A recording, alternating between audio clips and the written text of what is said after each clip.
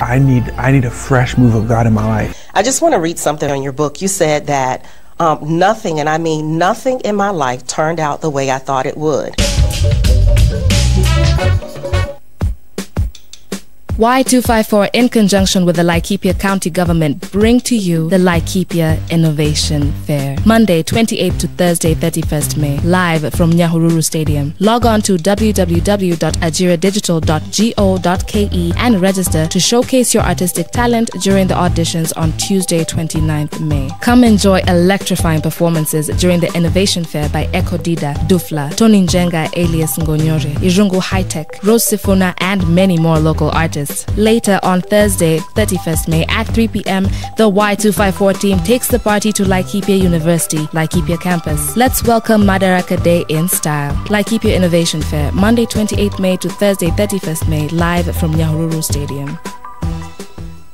Bishop Margaret Wanjiru of Jesus is Alive Ministry invites you every Tuesday at 10 p.m. for spiritual uplifting messages in The Glory is Here. Join Bishop Margaret Wanjiru as she ministers the Word of God. You cannot afford to miss it.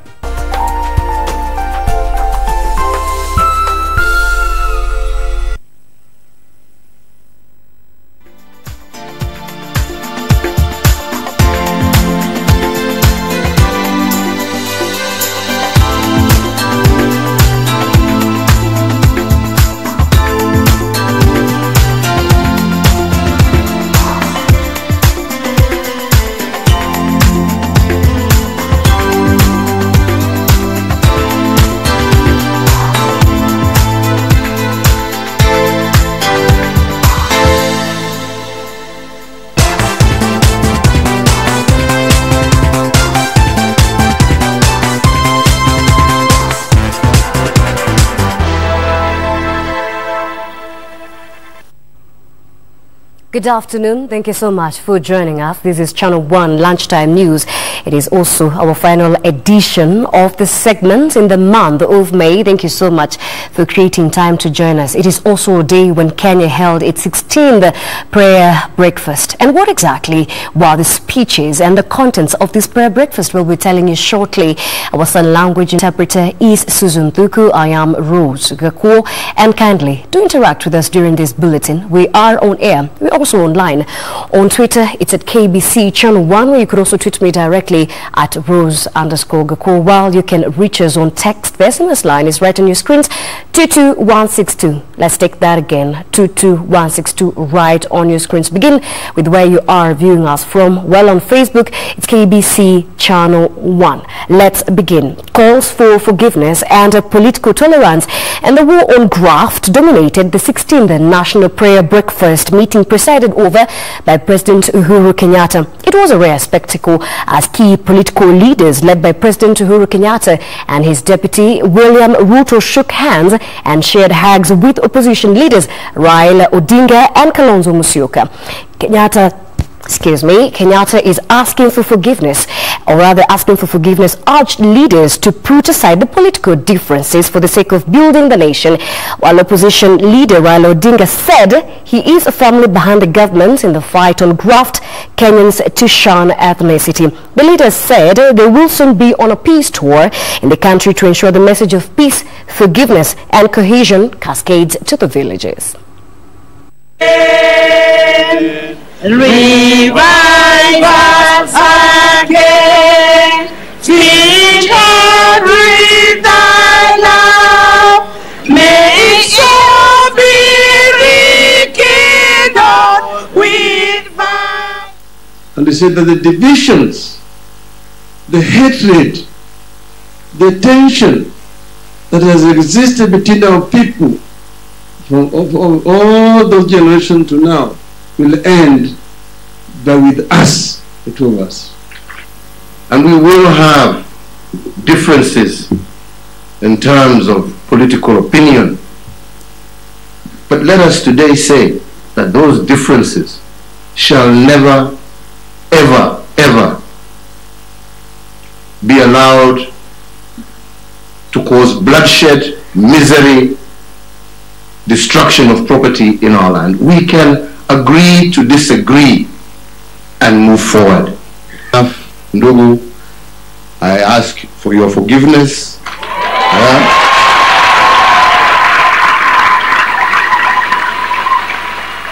And I tender my apology.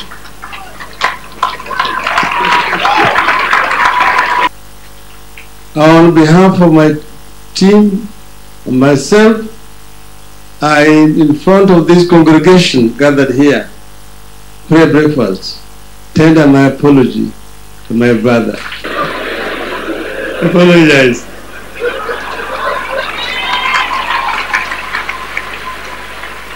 All the things that I did say or do on behalf of all our teams, I want to ask for your forgiveness. My brother William, you are the hustler number one. But a big hustler. I think you handed that over to me. I forgive you and may God bless you.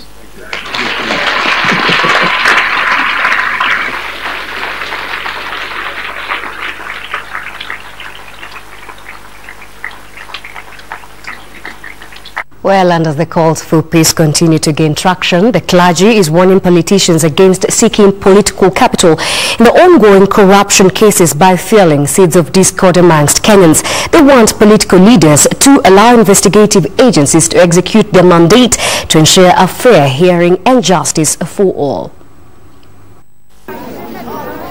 The clergy is cautioning against politicizing the war on graft, faulting a section of the political class of taking advantage of the situation to malign their political nemesis. African Independent Pentecostal Church of Africa, Archbishop Gideon Njoroge, is urging elected leaders to instead allow investigative agencies to execute their mandate. Kama kanisa, tungetaka mahakama iachiliwe ifanye kazi yake kama ilivyo kawaida ya mahakama. Wale ambao wanasiasa ambao wanaingilia mambo ya wale ambao wameshikwa kwa ufisadi, waache hiyo. Serikali na mahakama ipatiwe uhuru wake kuendesha makesi haya mpaka imalizike. The Archbishop, accompanied by Subuki Member of Parliament Kinothia Gashobe, spoke in Solai where he visited some of the 223 families displaced by last month's Patel Dam disaster. Nasikia watu wanapigana huko nje kwa sababu ya watu ya Subukia.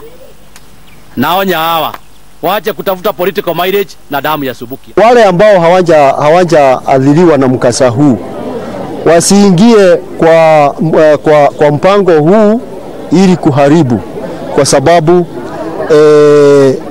serikali ingetaka kuwasaidia wale ambao wameadhiriwa. He appealed to the victims to unite. And Interior Cabinet Secretary Dr. Fred Matiang'i has banned the importation of the Chinese gambling machines into the country. Speaking in Nakuru when he supervised the destruction of hundreds of gambling boxes confiscated in Nakuru County, Fred Matiang'i urged the police and administrators to ensure the gambling business is totally expunged.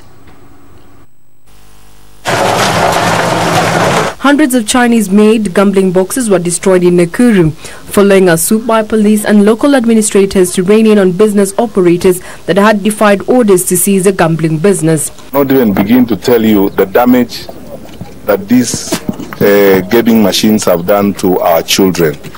It's almost a national crisis, because we have our children who are not going to school. In some cases, they're driven to a point of looking for all manner of ways of getting money to participate in this kind of gambling. Matiang'i did not mince his words, saying the government has banned the importation of the machines that have dealt a major blow to families across the country. We have encouraged all our security teams, our regional security teams in the country, to confiscate these machines and destroy them. And I need to say this very clearly. The government has today suspended the importation of these machines into the country.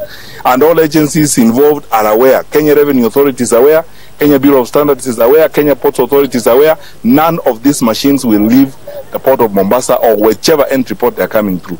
We cannot have this in our country. Matiang'i urged police and other relevant agencies mandated in the law enforcement to be proactive in apprehending anyone bent on running the illegal gambling business.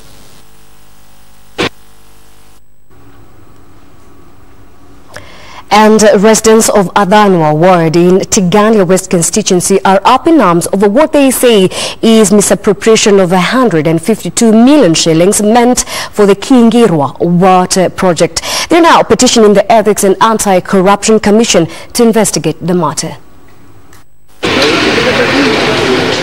Atwana member of County Assembly Victor Karithi claims that the project is yet to kick off even after it was allocated 152 million shillings in 2016. Husunika sana kwa sababu president pengine anafikiria kwamba hiyo pesa ilifanya ile kazi ambayo ilikuwa supposed kufanya, na sisi hatujaona matunda ya hiyo mradi, na tunaomba kama vile big scandals kama NYS na zingine zinaendelea kufuatiliwa, tunaomba His Excellency the President aweze kuchukua hii mambo na uzito mkubwa, kwa sababu hii ni pesa ya mwananchi, hii ni pesa ambayo inapaswa kuonekana matunda yake.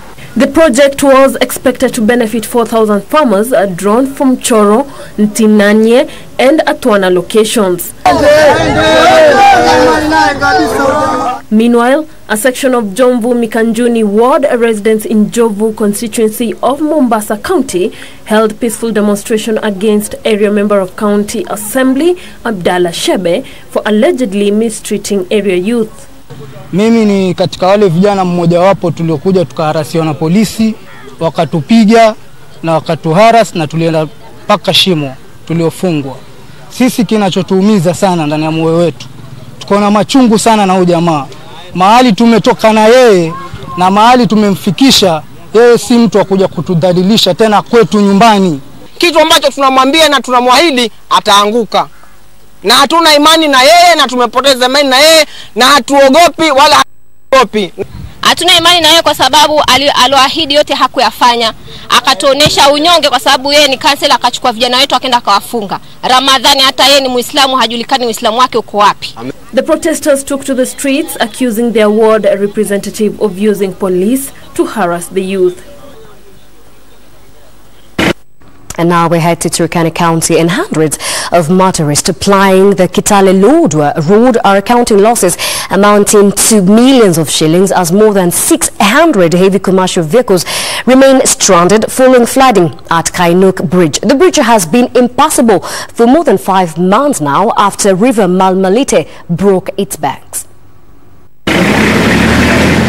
The trucks, mostly those transporting food items, relief food for hunger victims, petroleum products, general hardware products and construction items from Trans Nzoia and Uasin Gishu counties and other parts of the country have made long queues from the banks of the rivers, with others deciding to park at Ortam or Chawa Marich in West Pokot County. Kama serikali inaweza sikia isiwe inaangalia upande moja, ijaribu kuangalia pande zote, because this is a natural calamity that we cannot avoid. Lakini inabidi pia serikali iangalie sehemu zingine zote. Sehemu ya huku hivi naona ni kama imeathiriwa sana na serikali haijaishughulikia sana.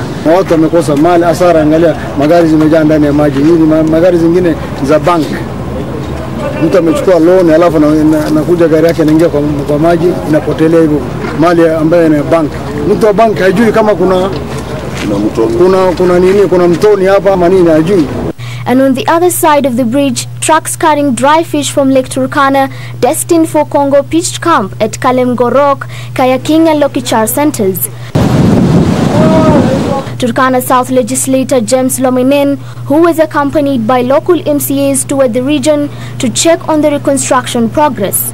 They are now petitioning Transport Cabinet Secretary James Macharia to immediately to ensure the bridge is fixed to avert losses. Ukweli ya maneno sahizi vile tuko, hii barabara vile inaendelea sahizi, vile mto iko na vile hii work siko. Ukweli ya maneno, unless otherwise miracles ifanyike usiku, hiyo tarehe 3 sidhani kama itakuwa imemalizika. Unless serikali yote maujuzi zote, engineers yote ya Kenya pamoja na Amerika wakuje wote haraka ndio wanaweza kuharakisha rais apite tarehe 3. Two people are fighting for their lives at the Kakamega Referral Hospital after they were allegedly attacked by petrol and acid in separate incidents. In the first incident, a 12-year-old boy was reportedly doused in petrol before being set ablaze by his attacker. In a related incident, a woman was attacked using acid by her estranged lover after she got married to another man. Eunice Akinyi, a trained primary school teacher, is reported to have been attacked by a man she was living with in a come-we-stay relationship. Dixon Mabonga is said to have flagged down a motorbike she was riding on before attacking her with acid. Kambia boda simama nataka kuongea na msichana nisaidie makatasi.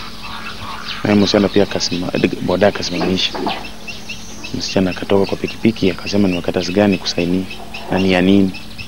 Akaambia boda wewe enda tu mimi nitamleta. Alikuwa na pikipiki mpya hapo. Kwa muda kidogo sana akawa amempiga sweep na kumwagia hiyo vitu alikuwa amechanganya kwa chupa na kutoka mbio.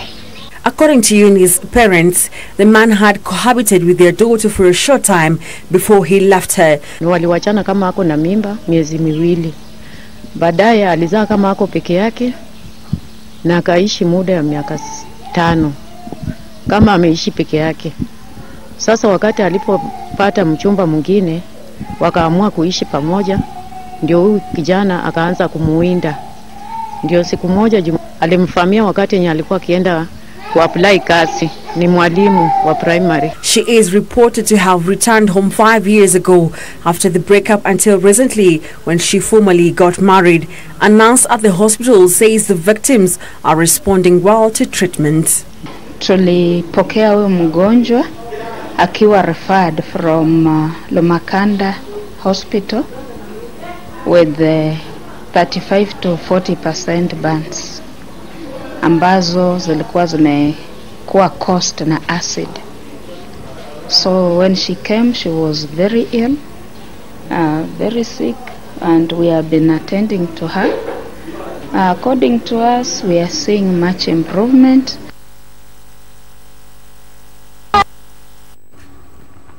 Samburu County residents who lost their livestock owing to drought have a chance at restocking under a drought-resilient program by government and the World Bank. The nearly 180 affected households will cumulatively receive 1,820 goats, with each family expected to get at least 10 goats to assist them have a source of livelihood.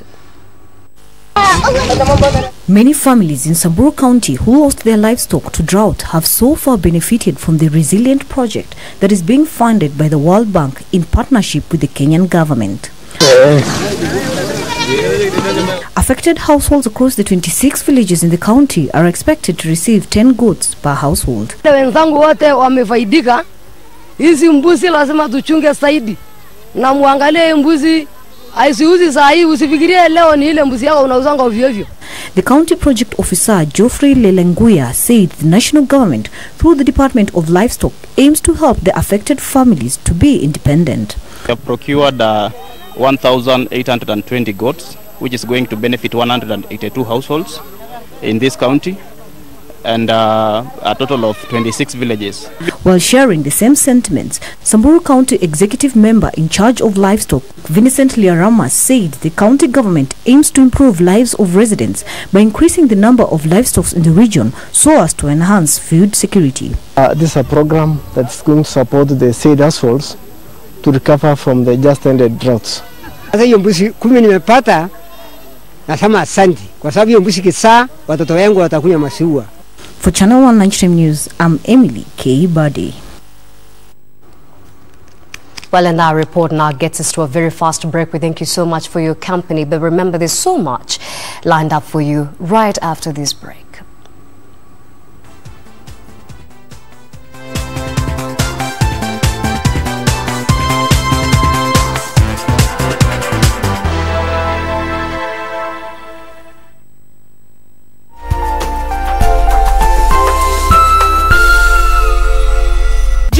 Waweza fanya nini kwa dakika 4?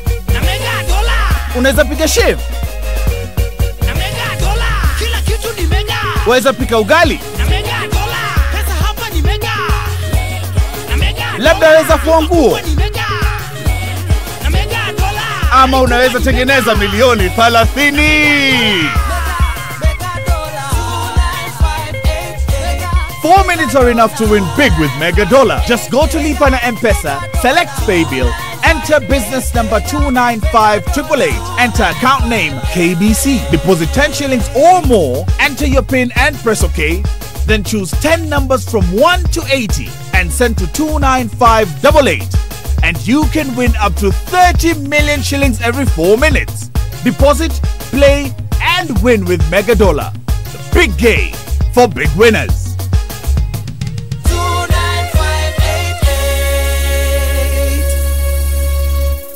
This Thursday on Road to Success. People look at you as you build a brand.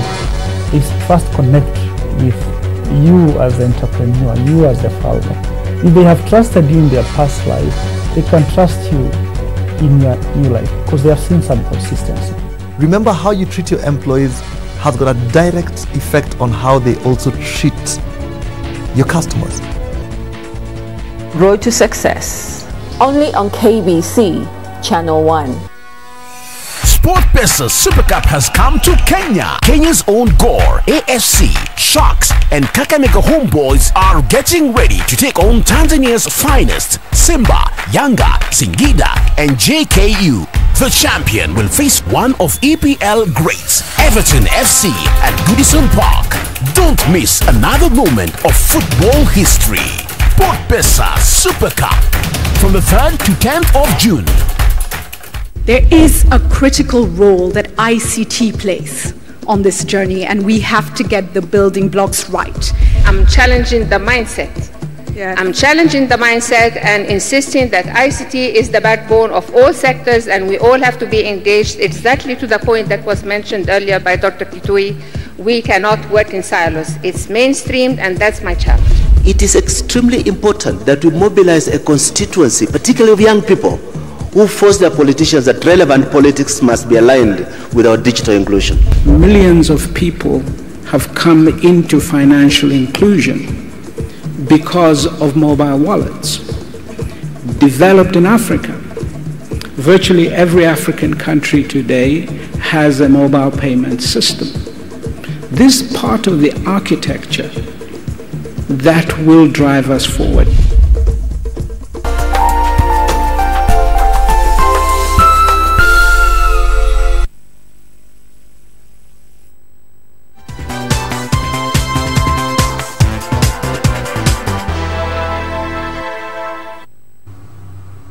Welcome back to Channel 1 Lunchtime News. Civil society groups are demanding the sacking of any government official mentioned in the past and present corruption cases. Leading an anti-graft demonstration in the streets of Nairobi, the activists want judiciary to tackle the corruption-related cases expeditiously. They, however, remain skeptical that the masterminds of the graft will face justice.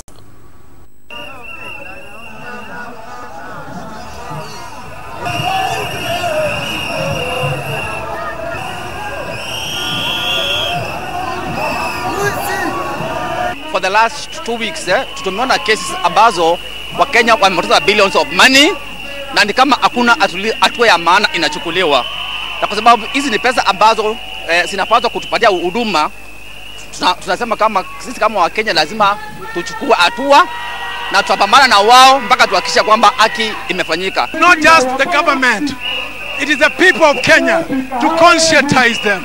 The people have been laid back thinking that this is a behemoth that cannot be pushed. Today and the day after, when this campaign picks up, Kenyans will realize that they can push the behemoth of corruption by coming out in bigger numbers. We are going to see an Occupy Wall Street in Kenya. The fire begins today.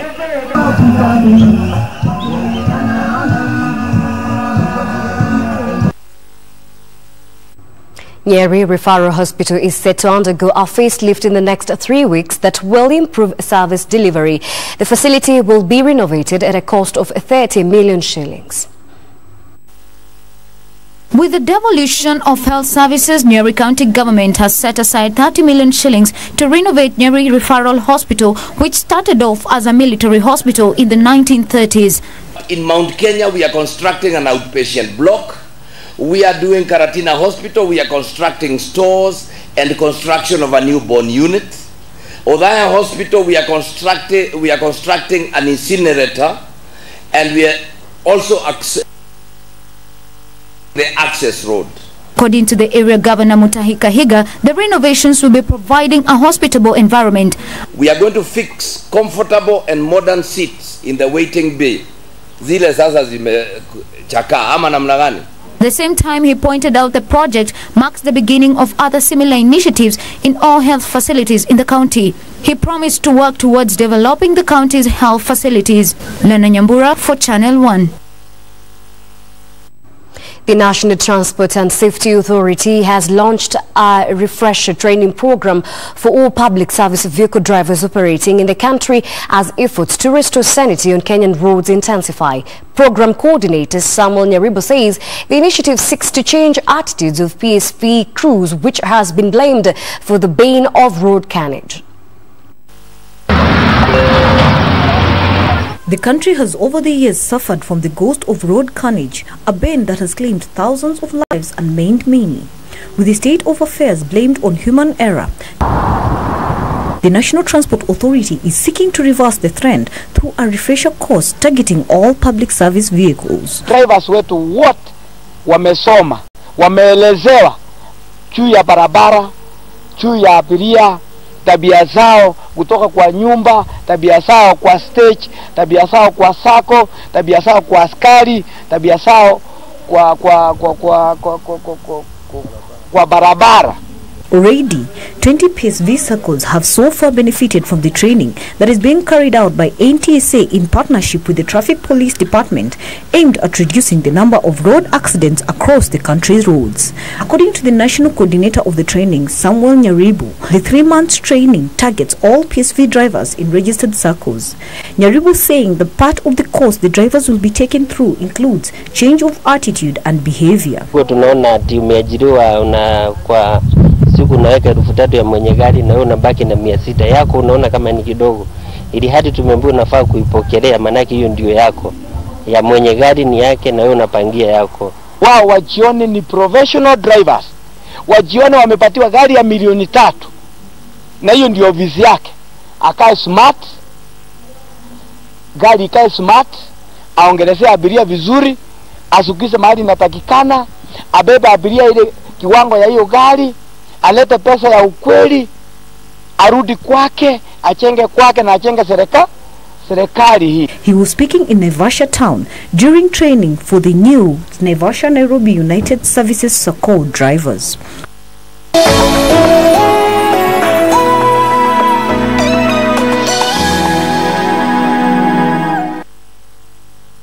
In our international news, North Korea's Workers' Party Central Committee Vice Chair Kim Jong-un has met U.S. Secretary of State Mike Pompeo in New York to discuss a historic summit.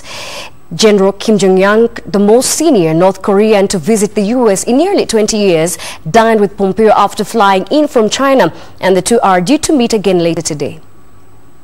Scheduled to happen in Singapore, the historic meeting between President Trump and Korean leader Kim Jong-un would be the first meeting between sitting US and North Korea leaders. Trump cancelled the 12 June summit, but both sides have since made fresh efforts to hold it as planned. North Korea strongly objected to statements by Trump administration members comparing North Korean denuclearization to Libya's. Former Libya leader Colonel Gaddafi gave up his nuclear program only for him to be killed by Western-backed rebels a few years later. North Korea's Deputy Foreign Minister Choi Son-hu is continuing to meet Sung Kim, a former US ambassador to South Korea, at Panmunjom on the border between the two Koreas. The talks have been continuing since Sunday, with some long breaks. White House spokesman Sarah Sanders has confirmed the US and North Korean leaders still plan to meet next month.